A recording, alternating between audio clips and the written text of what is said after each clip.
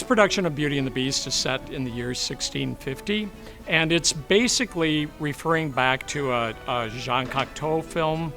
It has the essence of the Three Musketeers. The great thing about setting this show in a very broad fairy tale period is that I could refer back to illustrators from the 1920s that had this style that was huge prints and huge graphics, larger than life, much more romantic quality that just broadens the visual of the whole thing.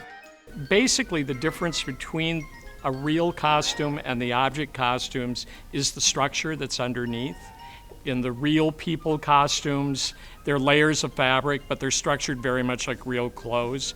Whereas the objects, you're going to find they might even have a steel armature underneath that everything is set on top.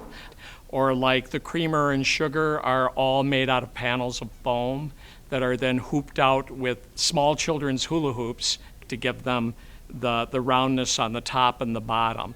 The challenges that you have in creating the objects for live actors is the ability to move and dance. For example, Babette has to tangle, but the bottom of her dress needs to look like it's a feather duster. So you have to make sure that it's tight enough to get the feel of a feather duster, but that she still has enough room to do all the dance movement that she has to do.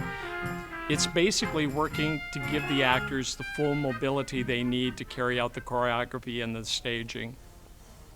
In comparing our shows to the touring productions, generally the touring productions are the Broadway costumes reimagined for the road, so they may be redefined so that they are more suitable to the venues that they play. Now, it's always my goal to produce costumes here that look like they could have been a Broadway or roadshow production, given the fact that probably what we spend for our entire budget is probably what they spend for maybe 2 or 3 costumes. We can produce a show that looks like it's a Broadway quality show on resources that are not the same as a Broadway show. And yet people will look at our stuff and not really be able to tell the difference. We give a quality show that can hold its own with any other show in the nation, and we have to be very proud of our staff that can produce that. It's actually kind of an amazing group of people all the way around.